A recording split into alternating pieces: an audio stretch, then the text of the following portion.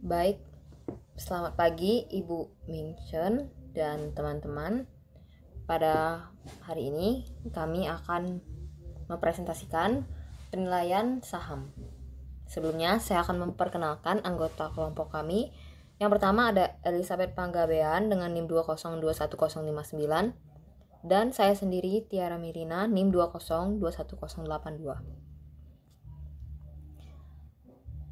Yang akan kami bahas pada hari ini adalah yang pertama nilai intrinsik dan nilai pasar, yang kedua pendekatan nilai sekarang, yang ketiga penerapan model diskonto dividen, yang keempat pendekatan price earning ratio atau PER, dan yang terakhir pendekatan penilaian saham lainnya. Lalu sebelum itu kami akan membacakan pengertian dari saham terlebih dahulu. Saham adalah bukti kepemilikan nilai suatu perusahaan atau bukti penyertaan modal. Lalu saya akan membahas nilai intrinsik dan nilai saham. Yang pertama ada nilai buku, merupakan nilai yang dihitung berdasarkan pembukuan perusahaan penerbit saham atau emiten. Lalu nilai pasar, yaitu nilai saham di pasar yang ditunjukkan oleh harga saham itu di pasar. Lalu yang ketiga nilai intrinsik, merupakan nilai saham yang sebenarnya atau seharusnya terjadi. Nah, investor berhak untuk mengetahui ketiga nilai tersebut sebagai informasi penting dalam pengambilan keputusan investasi. Dalam menjual atau membeli saham, investor akan membandingkan nilai intrinsik dengan nilai pasar saham. Lalu ini merupakan gambaran nilai nominal, nilai buku, dan nilai pasar. Seperti contohnya kita lihat di PT Indofood Sukses Makmur Tbk. Yang kedua itu. Pada tahun 2001, nilai nominalnya sebesar 100, nilai bukunya sebesar 389 dan nilai pasarnya yaitu 625. Nah, sisanya kalian bisa identifikasi sendiri dilihat dari tabel ini. Nilai nominal, nilai buku, dan nilai pasar masing-masing perusahaan ini berdasarkan tahunnya. Lalu pendekatan nilai sekarang. Perhitungan nilai saham dilakukan dengan mendiskontokan semua aliran kas yang diharapkan di masa datang dengan tingkat diskonto sebesar tingkat return yang disyaratkan investor. Dalam hal ini, intrinsik atau nilai teoritas suatu saham nantinya akan sama dengan nilai diskonto semua aliran kas yang akan diterima investor di masa datang. Nilai suatu saham tergantung dari aliran kas yang diharapkan investor di masa datang. Demikian prosesnya, yaitu yang pertama, estimasi aliran kas saham di masa depan. Dilakukan dengan menentukan jumlah dan waktu aliran kas yang diharapkan. Yang kedua, estimasi tingkat return yang disyaratkan. Estimasi ini dibuat dengan mempertimbangkan risiko aliran kas di masa depan dan besarnya return dari alternatif investasi lain akibat pemilihan investasi pada saham atau disebut sebagai biaya kesempatan. Tingkat return harapan dari setiap aliran kas bisa bersifat konstan atau berubah-ubah. Yang ketiga, mendiskontokan setiap aliran kas dengan tingkat diskonto sebesar tingkat return yang disyaratkan. Lalu yang terakhir, nilai sekarang setiap aliran kas dijumlahkan sehingga diperoleh nilai intrinsik saham bersangkutan. Nah, ini berikut gambaran dari yang proses yang sudah saya jelaskan tadi.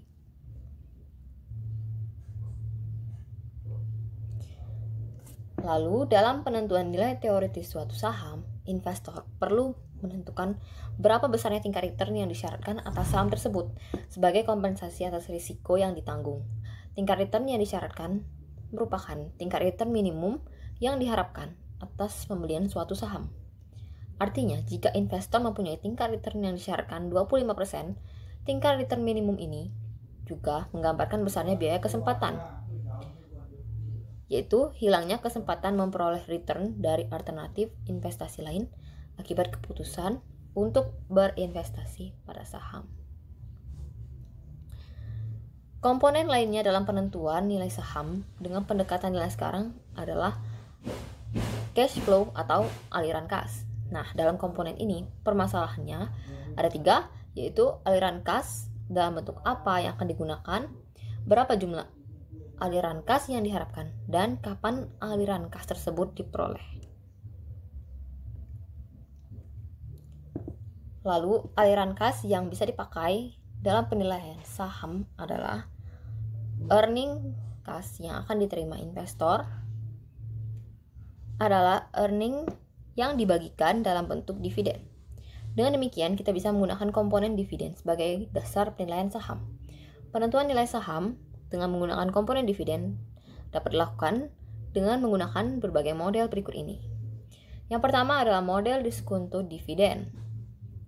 Merupakan model untuk menentukan estimasi harga saham dengan mendiskontokan semua aliran dividen yang akan diterima di masa datang.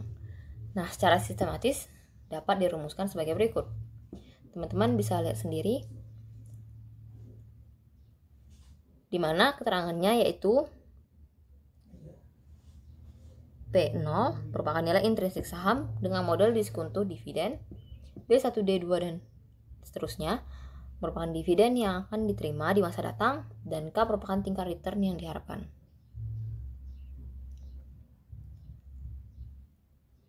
Dari persamaan tersebut, dapat dilihat bahwa aliran dividen yang diterima investor merupakan aliran dividen yang tidak terbatas dan konstan. Padahal dalam kenyataannya, ada kalanya perusahaan membayarkan dividen dengan jumlah yang tidak konstan atau pembayarannya mengalami pertumbuhan.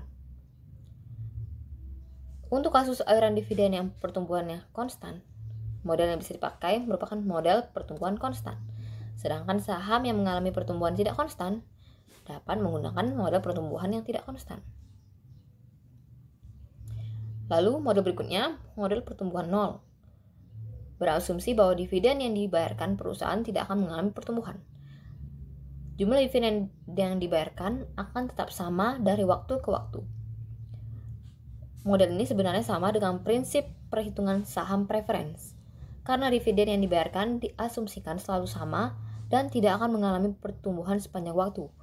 Rumusnya berikut. P0 yaitu D0 dibagi K, di mana D0 adalah dividen yang akan diterima dalam jumlah konstan selama periode pembayaran dividen di masa datang, dan K adalah tingkat return yang disyaratkan investor. Lalu contohnya, misalkan saham A menawarkan dividen tetap sebesar Rp800, tingkat return yang disyaratkan 20%.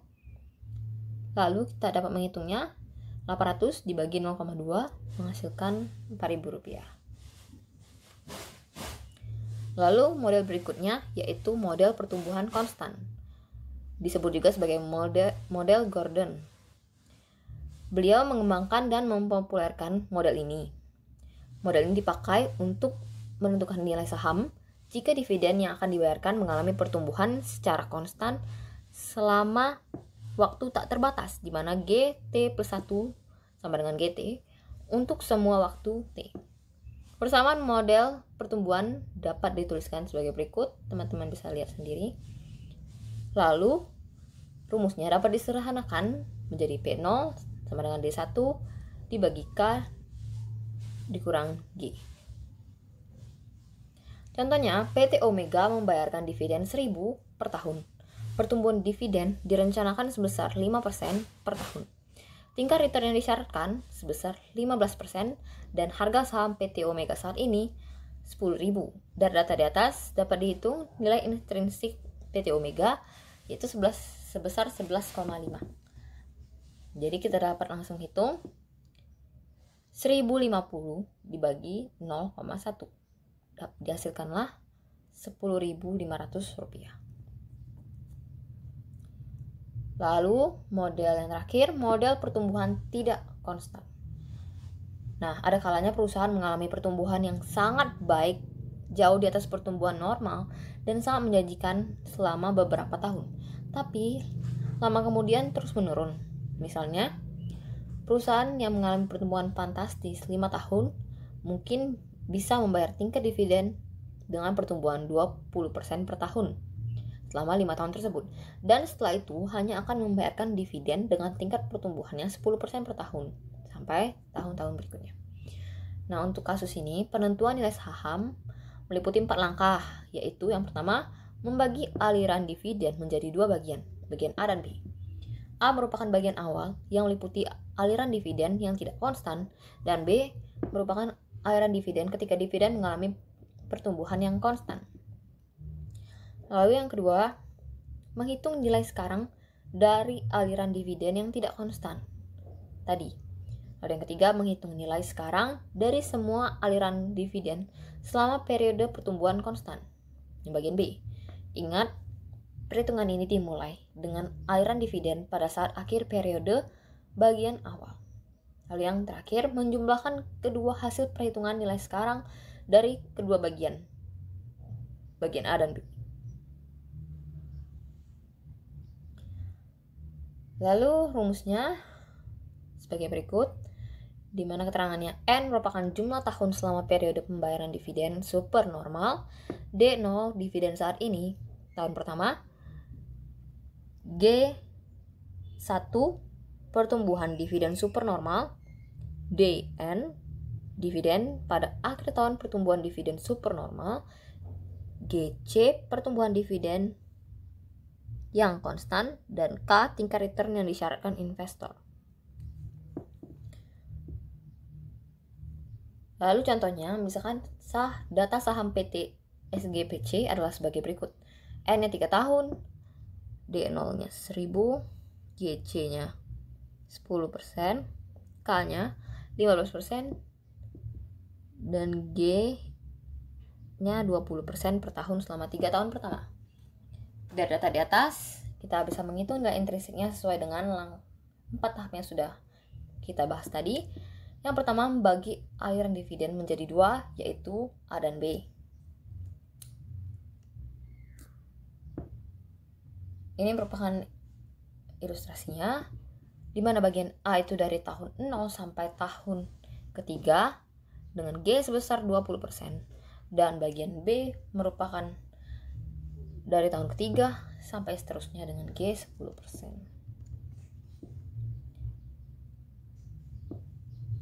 Lalu langkah kedua, yaitu menghitung nilai sekarang dari aliran dividen selama periode pertumbuhan tidak konstan. Nah, kita tinggal masukkan saja rumusnya, lalu didapatlah hasilnya yaitu Rp3.268,04. Lalu langkah ketiga, menghitung nilai sekarang dari aliran dividen pertumbuhan konstan, di mana kita mendapatkan hasil Rp24.996,14. Lalu langkah keempat, menjumlahkan kedua hasil perhitungan bagian awal dan kedua. Yang langkah kedua dan langkah ketiga tadi kita jumlahkan saja, didapatlah Rp26264,66.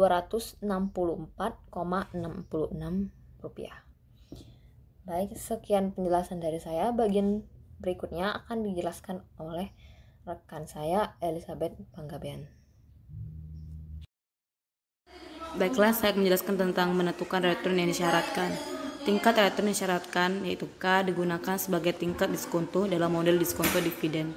Tingkat return yang disyaratkan merupakan tingkat return minimal yang diharapkan investor sebagai kompensasi atas risiko untuk bersedia berinvestasi. Salah satu peluang investasi adalah pada saat bebas risiko. Untuk berinvestasi pada aset lainnya yang berisiko, maka investor akan mensyaratkan adanya tambahan return yang disyaratkan. Pada saham, suatu premi risiko ditambahkan dari tingkat return untuk aset bebas risiko atau formulanya sebagai berikut. Itu ada rumusnya, di sini ada rumusnya K sama dengan tingkat return bebas risiko ditambah premi risiko. Nah, di sini ada contohnya yaitu pada tahun 2003 tingkat bunga 3 bulan SBI adalah sekitar 8,14%, sedangkan tingkat bunga per tahun untuk deposito di bank BUMN sekitar 10%. Anggap tidak return bebas risiko yang dipilih adalah 10%. Selanjutnya, anggap investor menentukan 3% sebagai premi risiko untuk berinvestasi pada saham telekomunikasi Indonesia. Dengan demikian, tingkat return yang disyaratkan investor untuk saham telekomunikasi Indonesia adalah yaitu K itu adalah telekomunikasi Indonesia sama dengan 10% ditambah 3% sama dengan 30%. Dan cara lain untuk menentukan return yang diharapkan adalah dengan menggunakan CAPM. Di sini pun ada rumusnya, kita bisa lihat, dan di sini juga ada contohnya. Contohnya itu yaitu tingkat return yang disyaratkan untuk saham Ekat Dharma Teps Industri ditentukan dengan menggunakan CAPM. Anggap pada tahun 2003 investor menetapkan premi risiko pasar saham di BEJ adalah KM kurang KRF sama dengan 6%. Diketahui beta saham Eka Dharma Tep Industri atau Ekat untuk periode tahun 1998 sampai dengan 2002 telah diestimasi sebesar 0,756 dengan tingkat return bebas risiko 10%. Maka perhitungan tingkat return yang disyaratkan adalah sebagai berikut. K Eka Dharma Tep Industri sama dengan 10% ditambah 0,756 dikali 6% sama dengan 15.292%. Dan di sini juga menjelaskan tentang menentukan tingkat pertumbuhan. Tingkat pertumbuhan di masa mendatang tidaklah selalu mudah diprediksi. Analisis sekuritas dan investor memang tidak dapat dengan mudahnya menggunakan tingkat pertumbuhan saat ini atau masa lalu untuk memprediksi tingkat pertumbuhan masa mendatang. Namun, dengan mengetahui tingkat pertumbuhan masa lalu dan saat ini, baik tingkat pertumbuhan perusahaan, tingkat pertumbuhan industri atau perekonomian, analisis sekuritas dan investor akan mempunyai kemudahan dalam memprediksi tingkat pertumbuhan masa mendatang. Salah satu cara untuk mengestimasi tingkat pertumbuhan dividen adalah menggunakan laba perusahaan. Tingkat pertumbuhan dividen ini dikenal sebagai tingkat pertumbuhan berkelanjutan atau yang disebut sustainable growth rate.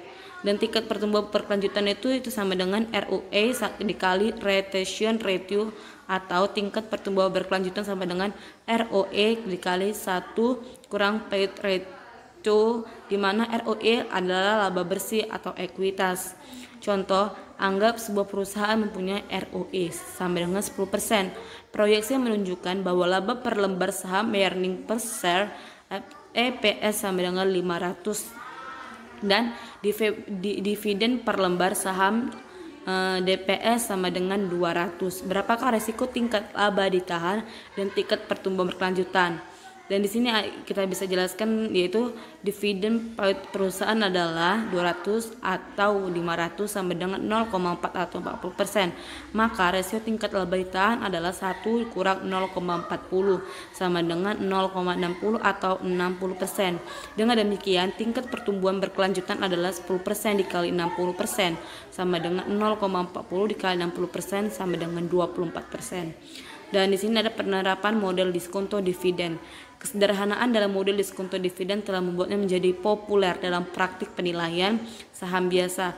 Akan tetapi penerapannya tidaklah selalu menghasilkan penilaian yang akurat. Pengalaman personal dan judgment juga mempengaruhi analisis penilaian saham.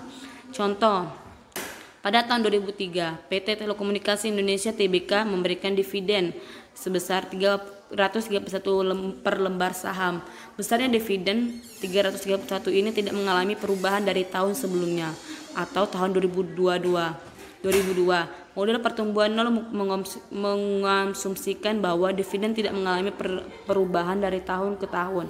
Anggap investor ingin menerapkan model pertumbuhan nol untuk mengestimasi dari nilai saham ini. Tingkat return yang disyaratkan investor adalah 13%, maka dengan menggunakan model pertumbuhan nol, estimasi nilai saham Telekomunikasi Indonesia adalah P0 sama dengan 331 atau 0,13 sama dengan 2.254.600. Di sini juga ada penerapan model diskonto dividen. Contoh, bagaimana estimasi harga saham ini jika dibandingkan dengan harga pasar pada waktu itu. Pada akhir tahun 2003, saham Telekomunikasi Indonesia diperdagangkan pada harga 6.750. Estimasi harga saham yaitu 2.546 adalah jatuh lebih kecil dibandingkan dengan harga pasarnya yaitu 6.750.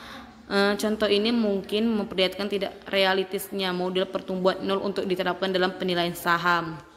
Pendekatan Price Earning Ratio atau PER. Dalam pendekatan PER atau disebut juga pendekatan multiplier, investor menghitung berapa kali multiplier nilai earning yang tercermin dalam harga suatu saham.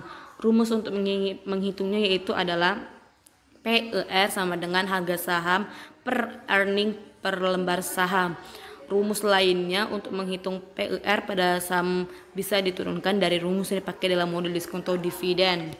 Dan contoh di sini ada contohnya, harga saham DX saat ini adalah 10.000 per lembar dan tahun ini perusahaan memperoleh earning sebesar 900 juta rupiah. Jumlah saham beredar saat ini adalah 900.000 per lembar. Perhitungan PER sebagai berikut. Itu earning per lembarnya sama dengan earning perusahaan atau jumlah saham beredar sama dengan 900.000 atau 900.000 per lembar sama dengan 1.000 per lembar. PER sama dengan 10.000 dibagi 1.000 sama dengan 10 kali. Jadi PER saham DX adalah 10 kali. Artinya untuk memperoleh RP1 dari earning perusahaan DX, investor harus membayar 0. Contoh kedua, seorang investor membeli saham DPS, misalkan perusahaan DPS tersebut hanya akan membagikan 80% D1 atau EI1 sampai dengan 0,8 dari earning yang diperolehnya bagi investor dalam bentuk dividen. Pertumbuhan dividen sebesar 5% dan tingkat return yang disyaratkan investor adalah 15%. Dari kata tersebut, perhitungan PER adalah sebagai berikut. P atau E sama dengan 0,8 atau 0,15 kurang 0,05. P atau E sama dengan 0,8 atau 0,10 sama dengan 8 kali. Pendekatan penilaian saham lainnya. Rasio harga per nilai buku, hubungan antara harga pasar dan nilai buku per lembar saham dapat dipakai untuk menentukan nilai saham. Rasio harga terhadap nilai buku banyak digunakan untuk menilai saham-saham sektor perbankan. Rosen DXX menentukan bahwa saham-saham memiliki rasio harga atau nilai buku yang rendah akan menghasilkan return yang secara signifikan lebih tinggi dibanding saham-saham yang memiliki rasio harga atau nilai buku yang tinggi. Dan di sini juga ada rasio harga per aliran kas. Pendekatan ini mendasarkan diri pada aliran kas perusahaan, bukannya earning perusahaan. Investor dapat menggunakan informasi rasio harga per aliran kas ini sebagai pelengkap, karena data ini memberikan pemahaman yang lebih mendalam tentang perubahan nilai saham yang akan terjadi. Dan di sini juga ada economic value added atau disebut EVA, yaitu ukuran keberhasilan manajemen dalam meningkatkan nilai tambah bagi perusahaan. Asumsinya adalah bahwa jika kinerja manajemen baik atau efektif dilihat dari besarnya nilai tambah yang diberikan, maka akan tercermin pada peningkatan harga saham perusahaan. Di sini ada rumusnya juga, EVA sama dengan laba bersih operasi setelah dikurangi pajak kurang besarnya biaya modal operasi dalam rupiah setelah dikurangi pajak. Dan rumus kedua ada FEA sama dengan EBIT 1 kurang pajak atau modal operasi persentase biaya modal setelah pajak. Contoh perhitungan EVA untuk perusahaan ABC. Perhitungan EVA perusahaan ABC ribuan rupiah. Di sini kita bisa lihat EBIT tahun 2005 yaitu 200.000 dan tahun 2006 250.000. Pajak di tahun 2005 25% dan 2006 25%. EBIT 1 pajak yaitu 2005 150%, 150.000 dan tahun 2006 itu 187.500. Modal operasi di 2005 yaitu 1.600, sedangkan 2006 itu 1.500. Biaya modal setelah pajak persenan 2005 itu 10% dan 2006 juga sama 10%. Biaya modal dalam rupiah 160 dan 2006 itu 150. EVA-nya 10.000 dan 2006 37.500. Itulah bagian penjelasan dari saya dan saya ucapkan terima kasih.